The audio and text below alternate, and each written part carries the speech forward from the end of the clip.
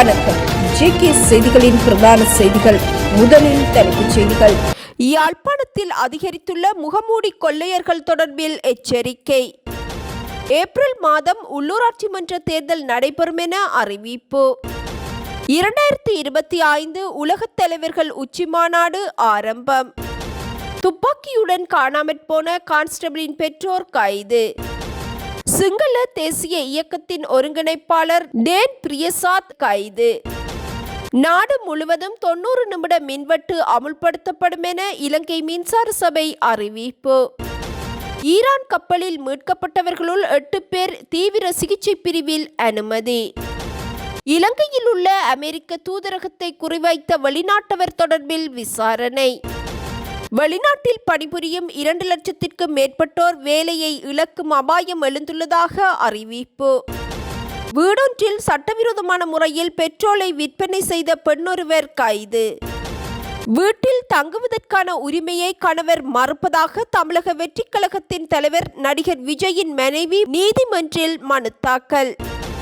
52,000த்திற்கும் மேற்பட்ட இந்தியர்கள் நாடு திரும்பியுள்ளதாக அறிவிப்பு. ஈரானின் புதிய தலைவர் நீண்ட நாட்களுக்கு நிலைக்க மாட்டார் என அமெரிக்கா அறிவிப்பு. இவ்வருடத்தின் இதுவரையான காலப்பகுதியில் கவனயீனமாக வாகனம் செலுத்தியமையினால் ஏற்பட்ட வீதி விபத்துகளில் 203 பேர் உயிரிழந்துள்ளனர். ஜனவரி 1ஆம் தேதி முதல் பிப்ரவரி 7ஆம் தேதி வரை இடம்பெற்ற வீதி விபத்துகளில் இந்த உயிரிழப்புகள் ஏற்பட்டுள்ளதாக போலீஸ் போக்குவரத்து கட்டுப்பாட்டு மற்றும் நெடுஞ்சாலைகள் பணிப்பாளர் மனோஜ் ரணகல தெரிவித்துள்ளார். இதேவேளை 2024ஆம் ஆண்டில் கவனயீனமாக வாகனம் செலுத்தியமையினால் 1585 வீதி விபத்துகள் இடம்பெற்றுள்ளதாகவும் இதனால் 1667 பேர் உயிரிழந்துள்ளதாகவும் அவர் குறிப்பிட்டுள்ளார். 2025 ஜனவரி 1ஆம் தேதி முதல் பிப்ரவரி 7ஆம் தேதி வரையில் 194 கோர வீதி விபத்துகளும் 514 கடுமையான வீதி விபத்துகளும் 880 சிறியளவிலான வீதி விபத்துகளும் இடம்பெற்றதாகவும் அவர் தெரிவித்துள்ளார். இந்த விபத்துகள் அனைத்தும் 2025 பிப்ரவரி மாதம் 7ஆம் தேதி வரை பதிவாகியுள்ளதாகவும் உயிரிழந்தவர்களின் எண்ணிக்கை 203 எனவும் போலீஸ் போக்குவரத்து கட்டுப்பாடு மற்றும் நெடுஞ்சாலைகள் பணிப்பாளர் மனோஜ் ரணகல குறிப்பிட்டுள்ளார். ஈரானின் போர்க்கப்பலான IRIS டெனா கப்பல் மீது நடத்தப்பட்ட தாக்குதலில் சுமார் 104 பேர் உயிரிழந்துள்ளதாகவும் 32 பேர் காயமடைந்துள்ளதாகவும் ஈரான் இராணுவம் அறிவித்துள்ளதாக சர்வதேச ஊடகங்கள் செய்தி வெளியிட்டுள்ளன. கடந்த மார்ச் மாதம் 4ஆம் தேதி காலி துறைமுகத்தில் இருந்து சுமார் 40 கடல் மைல் தொலைவில் அமெரிக்கா நடத்திய தாக்குதலில் குறித்த கப்பல் விபத்துக்குள்ளானது. இந்நிலையில் கப்பலில் இருந்த 32 பேரை இலங்கை கடற்படையின் மீட்புக் குழுவினர் மீட்டு கரைக்கு கொண்டு வந்தனர். இவர்கள் சிகிச்சைக்காக காலி கராப்பட்டிய வைத்தியசாலையில் அனுமதிக்கப்பட்டதுடன் தொடர்ந்தும் 10 பேர் இன்னமும் சிகிச்சை பெற்று வருகின்றனர். இந்நிலையில் இத்தாக்குதலில் உயிரிழந்த 84 ஈரான் கடற்படையினரின் உடல்கள் மீதான பிரேத பரிசோதனைகள் அண்மையில் காலி தேசிய வைத்தியசாலையில் நடத்தப்பட்டது. வைத்தியசாலையில் சிகிச்சை பெற்று வரும் ஈரான் கடற்படையினரில் 8 பேர் தீவிர சிகிச்சை பிரிவில் அனுமதிக்கப்பட்டுள்ளதாக அறிவிக்கப்பட்டுள்ளமையும் குறிப்பிடத்தக்கது. கண்டியில் உள்ள அமெரிக்க தூதரகத்தின் தகவல் மையமான அமெரிக்கன் கார்னர் நிறுவனத்திற்குள் ஊடகவியலாளர் என அத்துமீறி நுழைந்து அங்கிருந்த அதிகாரிகளை வீடியோ எடுத்த நபர் தொடர்பில் விசாரணைகள் முன்னெடுக்கப்பட்டுள்ளன. சந்தேக நபரான வெளிநாட்டு பிரஜை ஒருவரை குறித்து கண்டி தலைமையக போலீசார் விசாரணைகளை ஆரம்பித்துள்ளனர். மிதிகம பகுதியைச் சேர்ந்த பெண் அதிகாரி ஒருவர் பணியில் இருந்தபோது அங்கு வந்த வெளிநாட்டவர் தான் ஒரு ஊடகவியலாளர் என கூறி நிறுவனத்தை பற்றி விசாரணைகளை முன்னெடுத்துள்ளார். பின்னர் தனது சிறிய கருவி மூலம் அலுவலகத்தை வீடியோ எடுக்க முயற்சித்துள்ளார். இதன்போது அங்குள்ள அமெரிக்க கொடியுடன் கூடிய விண்வெளி வீரரின் புகைப்படத்தை பார்த்து இவை அனைத்தும் பொய், ஏன் இவர்களுக்கு அடிபணிந்து வேலை செய்கின்றீர்கள் எனவும் குறித்த அதிகாரியிடம் கேள்வி எழுப்பியுள்ளார். அதிகாரி வீடியோ எடுப்பதற்கு எதிர்ப்பு தெரிவித்த போது அவரையும் சேர்த்து வீடியோ எடுத்துள்ளார். வருகையாளர் பதிவேட்டில் விவரங்களை எழுத மறுத்த அந்நபர் அங்கிருந்து மீண்டும் மோட்டார் சைக்கிள் ஒன்றில் தப்பிச் சென்றுள்ளார். இது குறித்த அதிகாரி அமெரிக்க தூதரகத்திற்கு மின்னஞ்சல் மூலம் அறிவித்துள்ளார். குறித்த மோட்டார் சைக்கிள் இலக்கத்தை வைத்து நடத்திய விசாரணையில் அம்மோட்டார் சைக்கிள் வாடகைக்கு பெற்றுக்கொண்டமை கண்டறியப்பட்டுள்ளது. தற்போது அந்நபர் அயர்லாந்து நாட்டைச் சேர்ந்தவர் என்பதும் கண்டியில் உள்ள விடுதியொன்றில் கடந்த 2 வாரங்களாக தங்கியிருப்பதும் கண்டறியப்பட்டுள்ளது. சம்பவம் தொடர்பில் போலீசார் மேலதிக விசாரணைகளை முன்னெடுத்துள்ளனர். மத்திய கிழக்கில் நிலவும் யுத்த சூழல் காரணமாக வெளிநாட்டில் பணிபுரிபவர்களுக்கு தொழில் இழப்பு ஏற்படுவதற்கான வாய்ப்பு இல்லை என வெளிநாட்டு வேலைவாய்ப்பு பணியகம் அறிவித்துள்ளது. இருப்பினும் பணியாளர்கள் நாட்டை விட்டு செல்வதில் தாமதம் மாத்திரமே ஏற்படும் எனவும் பணியகம் தெரிவித்துள்ளது. மேற்கு ஆசியாவின் யுத்த சூழல் காரணமாக தொழில் இழப்பு ஏற்படும் என உரிமம் பெற்ற வெளிநாட்டு வேலைவாய்ப்பு முகவர் அமைப்பொன்று அறிவித்துள்ளது. 80% 90% வரை வருடாந்த வெளிநாட்டு வேலைவாய்ப்பு மேற்கு ஆசியாவிலேயே தங்கியுள்ளது என உரிமம் பெற்ற வெளிநாட்டு வேலைவாய்ப்பு முகவர் அமைப்பின் செயலாளர் அர்சாத் தெரிவித்திருந்தார். ஒவ்வொரு வருடமும் அதிகார ரீதியாக 3 லட்சம் பேர் வேலை பெற்று மேற்காசிய நாடுகளுக்கு செல்கின்றனர். இவர்களுள் 2,30,000 பேர் வேலையை இழக்கும் சூழல் ஏற்படும் எனவும் சிக்கலான எதிர்காலத்தை எதிர்நோக்க வேண்டியுள்ளதாகவும் உரிமம் பெற்ற வெளிநாட்டு வேலைவாய்ப்பு முகவர் அமைப்பின் செயலாளர் அர்சாத் தெரிவித்திருந்தமையும் குறிப்பிடத்தக்கது. ஐக்கிய அரபு Emirate, Saudi Arabia, Kuwait, Oman, Bahrain, Qatar மற்றும் இஸ்ரேல் உள்ளிட்ட மத்திய கிழக்கு நாடுகளில் சுமார் 10 லட்சத்திற்கும் மேற்பட்ட இலங்கையர்கள் வேலை செய்து வருகின்றமையும் குறிப்பிடத்தக்கது. வீடொன்றில் மிகவும் சூட்சமமான முறையில் பெட்ரோல் எரிபொருளை பதுக்கி வைத்து அதிக விலைக்கு விற்பனை செய்து வந்த பெண்ணொருவர் கல்முனை தலைமையக போலீசாரால் கைது செய்யப்பட்டுள்ளார். கல்முனை புறநகர் பகுதியின் கடை ஒன்றுடன் இணைந்த வீடொன்றில் சட்டவிரோத எரிபொருள் விற்பனை இடம்பெறுவதாக கல்முனை தலைமையக போலீஸ் நிலைய பொறுப்பதிகாரிக்கு கிடைக்கப்பெற்ற இரகசிய தகவலுக்கமைய போலீசார் விசாரணைகளை முன்னெடுத்தனர். சோதனையின் போது குறித்த வீட்டின் கட்டிலுக்கு கீழ் மிகவும் தந்திரமாக போத்தல்கள் மற்றும் கலன்களில் மறைத்து வைக்கப்பட்ட சுமார் 32 லிட்டர் பெட்ரோல் எரிபொருளை போலீசார் மீட்டுள்ளனர். சம்பவம் தொடர்பாக 39 வயதுடைய பெண் கைது செய்யப்பட்டு பிணையில் விடுவிக்கப்பட்டுள்ளார். ஈரான் கப்பல்களில் இருந்து மீட்கப்பட்ட குழுவினருக்கு சுமார் 1 மாத காலத்திற்கு இலவச விசாக்களை வழங்கி மனிதாபிமான பாதுகாப்பை வழங்க தீர்மானித்துள்ளதாக பொதுமக்கள் பாதுகாப்பு அமைச்சர் ஆனந்த விஜயபால தெரிவித்துள்ளார். சர்வதேச உடன்படிக்கைகள் மற்றும் கடல்சார் சட்ட விதிகளை பின்பற்றி அணிசேரா கொள்கையின் அடிப்படையில் ஈரான் மாலுமிகள் தொடர்பான தீர்மானம் எடுக்கப்பட்டுள்ளது.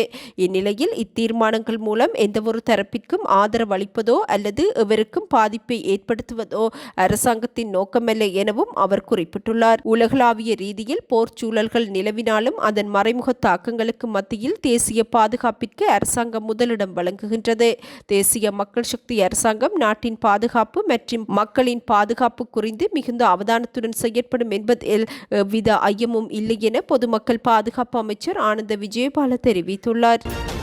யாழ்ப்பாணத்தில் முகமூடி அணிந்த கொள்ளையர்கள் வீடொன்றினுள் புகுந்து ஒரு தொகை நகைகளை கொள்ளையடித்துள்ளதுடன் வீட்டின் உரிமையாளர் மீது மூர்க்கத்தனமாக தாக்குதல் நடத்திவிட்டு தப்பிச் சென்றுள்ளனர். வடமராட்சி கிழக்கு மணற்காடு பகுதியில் உள்ள வீடொன்றினுள் 3 முகமூடி கொள்ளையர்கள் அத்துமீறி நுழைந்துள்ளனர். இதன்போது வீட்டின் உரிமையாளர் மீது சரமாரியாக தாக்குதல் நடத்திய கொள்ளையர்கள் அவரது மனைவியை கத்தி முனையில் அச்சுறுத்தி அவரிடமிருந்து சுமார் 5 பவுண்ட் தங்க நகைகளை கொள்ளையடித்து தப்பிச் சென்றுள்ளனர். சம்பவத்தின் போது காயமடைந்த வீட்டு உரிமையாளர் வைத்தியசாலையில் அனுமதிக்கப்பட்டுள்ளார். வீட்டின் வெளியே பொருத்தப்பட்டிருந்த கண்காணிப்பு கேமரா ஒன்றில் கொள்ளையர்கள் வீட்டினுள் அத்துமீறி நுழையும் காட்சிகள் பதிவாகியுள்ளன. இதேவேளை இவ்விடயம் தொடர்பாக மருதங்கனி போலீசாருக்கும் போலீஸ் அவசர சேவை பிரிவினருக்கும் உடனடியாக தகவல் வழங்கப்பட்ட போதிலும் போலீசார் சுமார் 8 மணித்தியாலங்கள் தாமதித்தே சம்பவ இடத்திற்கு சென்றதாக பாதிக்கப்பட்டவர்கள் விசனம் வெளியிட்டுள்ளனர். ஆசிய அபிவிருத்தி வங்கியின் விசேட அழைப்பின் பேரில் சர்வதேச மகளிர் தின நிகழ்வுகளில் பங்கேற்பதற்காக பிரதமர் கலாநிதி ஹரிணி அமரசூரிய பிலிப்பைன்ஸ் தலைநகர் மணிலாவை சென்றடைந்தார். நேற்றிரவு மணிலாவில் உள்ள நினோய் அக்வினோ சர்வதேச விமான நிலையத்தை சென்றடைந்த பிரதமருக்கு பிலிப்பைன்ஸிற்கான இலங்கை தூதுவர் கலாநிதி சாணக்க தல்பேகவா தலைமையிலான குழுவினர் வரவேற்பளித்தனர். இந்த வரவேற்பு நிகழ்வில் பிலிப்பைன்ஸ் அரசாங்கத்தின் உயர்மட்ட அதிகாரிகள் மற்றும் ஆசிய அபிவிருத்தி வங்கியின் பிரதிநிதிகள் கலந்து கொண்டிருந்தனர். இந்த விஜயத்தின் முக்கிய அங்கமாக மணிலாவில் உள்ள ஆசிய அபிவிருத்தி வங்கியின் தலைமையகத்தில் நடைபெறவுள்ள சர்வதேச மகளிர் தின விழாவில் பிரதமர் கலாநிதி ஹரிணி அமரசூரிய விசேட உரையாற்றவுள்ளார். பெண்களின் வலுவூட்டல் மற்றும் பிராந்திய அபிவிருத்தி குறித்து அவர் தனது உரையில் முக்கியத்துவப்படுத்துவார் என எதிர்பார்க்கப்படுகின்றது. பிரதமர் பிலிப்பைன்ஸ் அரசாங்கத்தின் முக்கிய அமைச்சர்களை சந்தித்து இருதரப்பு பேச்சுவார்த்தைகளிலும் ஈடுபடவுள்ளார். இலங்கை பிலிப்பைன்ஸ் இடையிலான பரஸ்பர ஒத்துழைப்பு, இருதரப்பு உறவுகளை மேலும் வலுப்படுத்துதல், வர்த்தகம் மற்றும் கல்விசார் நலன்கள் குறித்து இதன்போது கலந்துரையாடப்படவுள்ளது. ஏப்ரல் மாதம் 24ஆம் தேதி உள்ளூராட்சி மன்ற தேர்தல் நடைபெறும் என அறிவிக்கப்பட்டுள்ளது. நாடாளுமன்ற அலுவல்கள் குழு முடிவுகளின் அடிப்படையில் எதிர்வரும் ஏப்ரல் மாதம் 24ஆம் தேதி உள்ளூராட்சி மன்ற தேர்தல்கள் நடைபெறுவதற்கான சாத்தியக்கூறுகள் உறுதியாகியுள்ளதாக நாடாளுமன்ற உறுப்பினர் இரா சாணக்கியன் தெரிவித்துள்ளார். இதன் அடிப்படையில் எதிர்வரும் பிப்ரவரி மாதம் 17ஆம் தேதிக்கு முன்னர் பழைய விண்ணப்பங்களை விடுத்து புதிய விண்ணப்பங்களை அமுல்படுத்தும் சட்டம் மூலம் உயர் நீதிமன்றில் கோரப்பட்டிருந்தது. இத்தீர்ப்பின் வாசிப்புகளின் அடிப்படையில் இதற்கான ஆயத்தங்கள் இத்திகதிக்கு முன்னர் மேற்கொள்ளப்படும் எனவும் அவர் குறிப்பிட்டுள்ளார். நாடாளுமன்ற அமர்வுகளின் போது இதற்கான சட்ட மூலமானது அமுல்படுத்தப்பட்டு இத்தேர்தலானது எதிர்வரும் ஏப்ரல் மாதம் நடைபெறுவது உறுதியாகியுள்ளதாகவும் நேற்றைய கூட்டத்தில் தமிழரசுக் கட்சி சார்பாக இக்குழு உறுப்பினர் என்னும் அடிப்படையில் தான் பங்கேற்றிருந்ததாகவும் நாடாளுமன்ற உறுப்பினர் இரா சாணக்கியன் தெரிவித்துள்ளார். 2025 உலகத் தலைவர்கள் உச்சி மாநாடு இன்று ஆரம்பமாகின்றது. இன்று முதல் 13ஆம் தேதி வரை துபாயில் உலகத் தலைவர்கள் உச்சி மாநாடு நடைபெறும் என அறிவிக்கப்பட்டுள்ளது. இம்மாநாட்டில் கலந்து கொள்வதற்காக ஐக்கிய அரபு ராச்சியத்தின் ஜனாதிபதி முகமது பின் சயீத் அல் நஹீனியின் அழைப்பு ஏற்று ஜனாதிபதி அனுரகுமார திசாநாயக்க 3 நாள் விஜயம் மேற்கொண்டுள்ளார். இச்சுற்றுப்பயணத்தில் ஜனாதிபதி அனுரகுமார திசாநாயக்க துபாயில் நடைபெறும் 2025 உலகத் தலைவர்கள் உச்சி மாநாட்டிலும் உரை நிகழ்த்தவுள்ளார். எதிர்கால நோக்கிலான பிரவேசங்கள், தொழில்நுட்ப புத்தாக்கம் உள்ளிட்ட விடயங்கள் குறித்து கவனம் செலுத்தும் கருத்தாடலை ஏற்படுத்த உலகத் தலைவர்களை ஒரே மேடையில் அமர்த்துவதே உலகத் தலைவர்கள் மாநாட்டின் முக்கிய நோக்கமாகும்.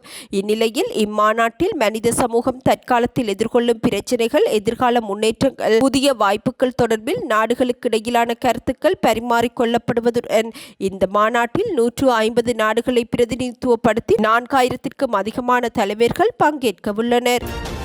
கல்கிசை போலீஸ் நிலையத்தில் கடமையாற்றிய போலீஸ் கான்ஸ்டபிள் ஒருவரின் சேவை துப்பாக்கி காணாமற் போன சம்பவம் தொடர்பில் அவரது தாயும் தந்தையும் கைது செய்யப்பட்டுள்ளனர்.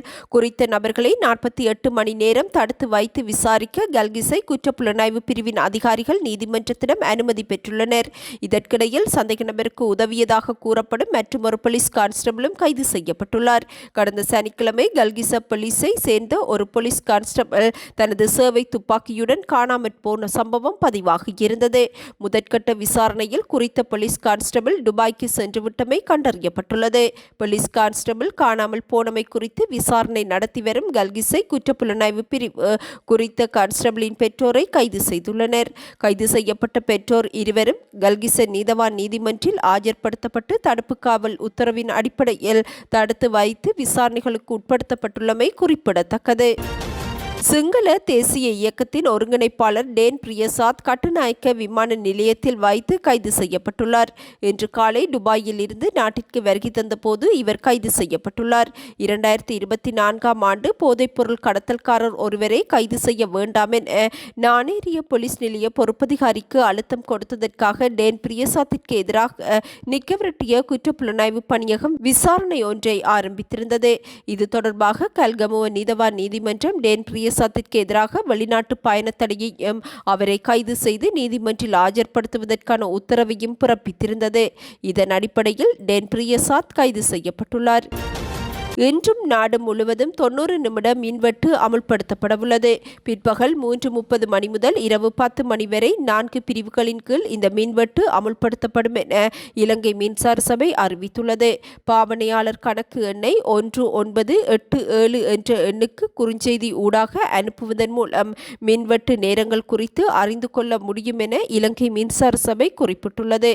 இதற்கிடையில் நேற்று நாடு முழுவதும் 90 நிமிட மின்வெட்டு அமுல்படுத்தப்பட்டுள்ளது. இதேவேளை நுரைச்சோலை நிலக்கரி அனல் மின் நிலையத்தை அடுத்த வெள்ளிக்கிழமைக்குள் தேசிய மின் கட்டமைப்புடன் சேர்க்க எதிர்பார்த்துள்ளதாகவும் இலங்கை மின்சார சபை அறிவித்துள்ளது. நுரைச்சோலை நிலக்கரி அனல் மின் நிலையத்தில் மின் உற்பத்தி நடவடிக்கைகளை விரைவில் ஆரம்பிக்க முயற்சிகள் மேற்கொள்ளப்பட்டு வருவதாக அதன் ஊடக பேச்சாளரும் கலனி திச இணைந்த சுழற்சி மின் நிலையத்தின் தலைமை பொறியியலாளருமான தம்மிக்க விமலரத்ன தெரிவித்துள்ளார். இருப்பினும் குறித்த மின் உற்பத்தி நிலையம் தேசிய கட்டமைப்புடன் இணைக்கப்படும் வரை மின்சார விநியோகத்தில் இடையூறுகள் ஏற்படக்கூடும் எனவும் தம்மிக்க விமலரத்ன குறிப்பிட்டுள்ளார். தமிழக வெற்றிக் கழகத்தின் தலைவரும் நடிகருமான விஜய் தனது மனைவிக்கு அவரது இல்லத்திற்குள் நுழைவதற்கான அனுமதியை மறுத்துள்ளதாக குற்றம் சுமத்தப்பட்டுள்ளது. நீலாங்கரையில் இருக்கும் குறித்த இல்லத்தில் தனக்கும் சரிபாதி உரிமை உள்ள போதிலும் குறித்த இல்லத்திற்குள் நுழைவதற்கு விஜய் அனுமதி மறுப்பதாக அவரது மனைவி சங்கீதா நீதிமன்றில் மனு ஒன்றை தாக்கல் செய்துள்ளார். இந்நிலையில் தான் தங்குவதற்கு இடமில்லை என தெரிவித்துள்ள சங்கீதா, பிரித்தானிய குடியுரிமை கொண்டு லண்டனில் வசிப்பதனால் தமிழ்நாட்டிற்கு வரும்போது சென்னையில் தங்குவதற்கு வேறு வீடு எதுவும் இல்லை எனவும் தெரிவித்துள்ளார். இந்நிலையில் விவாகரத்து வழக்கு முடியும் வரை நீலாங்கரை இல்லத்தில் வசிக்க தனக்கு அனுமதி வழங்கி விஜய்க்கு இடைக்கால உத்தரவை பிறப்பிக்க வேண்டும் எனவும் கோரிக்கை விடுத்துள்ளார். திரைப்படங்களில் பல கோடிகளை சம்பாதிக்கும் விஜய் தனக்கும் குழந்தைகளுக்கும் நியாயமான ஜீவனாம்சத்தை வழங்க வேண்டும் என தெரிவித்துள்ள சங்கீதா, எவ்வாறாயினும் பரஸ்பரம் பிரிந்து செல்வதற்கு தமிழக வெற்றிக் கழகத்தின் தலைவரும் நடிகருமான தனது கணவர் ஒத்துழைப்பு வழங்குவதற்கு மறுப்பதாகவும் தெரிவித்துள்ளார். ஒரு நடிகையுடன் திருமணத்தை மீறிய உறவில் இருப்பதாகவும் அதனால் தனக்கு கடும் மன உளைச்சல் ஏற்பட்டுள்ளதாகவும் தெரிவித்துள்ள சங்கீதா, தனது கணவரிடமிருந்து விவாகரத்தை பெற்று தருமாறும் வலியுறுத்தியுள்ளார். போர்ப்பதற்றம் காரணமாக வளைகுடா நாடுகளில் இருந்து கடந்த வெள்ளிக்கிழமை இரவு வரை 280 விமானங்களில் 52,360 இந்தியர்கள் தாயகம் திரும்பியுள்ளதாக அறிவிக்கப்பட்டுள்ளது. ஈரான் மீதான அமெரிக்க இஸ்ரேல் தாக்குதல் நேற்று 8வது நாளை எட்டியுள்ள நிலையில் ஈரானும் தாக்குதல்களை மேற்கொண்டுள்ளது.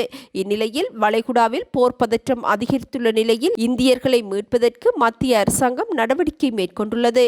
தொடர்ந்து மத்திய சிவில் விமான போக்குவரத்து இயக்குநர் நேற்று வெளியிட்டுள்ள அறிக்கையில், வளைகுடா நாடுகளில் இருந்து இந்தியா மற்றும் மத்திய கிழக்கு விமானங்கள் சிறப்பு விமானங்கள் மூலம் நேற்று இரவு வரை 52,360 பேர் நாட்டிற்கு திரும்பியுள்ளதாகவும் இந்த விமானங்களில் 184 விமானங்களை இந்திய விமான நிறுவனங்கள் இயக்கியதாகவும் அதைத் தொடர்ந்து 85 ஐக்கிய அரபு அமீரக விமானங்களும் 11 சிறப்பு விமானங்களும் இயக்கப்பட்டுள்ளதாக தெரிவித்துள்ளார்.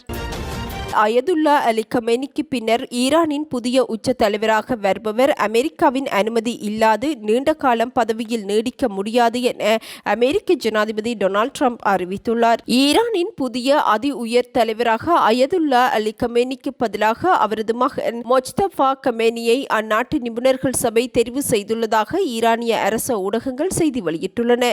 கடந்த 28ஆம் தேதி ஈரானிய அதி உயர் தலைவரான அயதுல்லா அலி கமேனி கொல்லப்பட்ட நிலையில் அங்கு இடைக்கால பொறுப்பை நிபுணர்கள் சபை ஏற்றிருந்தது. தொடர்ந்தும் 80 பேர் கொண்ட நிபுணர்கள் சபை புதிய அதி உயர் தலைவரை தெரிவு செய்வதற்கான நடவடிக்கைகளை எடுத்திருந்த நிலையில் நேற்றைய தினம் அயதுல்லா அலி கமேனியின் மகனான மொஜ்தபா கமேனியை அந்நாட்டு நிபுணர்கள் சபை தெரிவு செய்துள்ளதாக ஈரானிய அரச ஊடகங்கள் செய்தி வெளியிட்டுள்ளன. இத்துடன் இன்றைய எமது பிரதான செய்திகள் நிறைவடைகின்றன. நமது அடுத்த பிரதான செய்திகளை நாளை எதிர்பாருங்கள். வணக்கம்.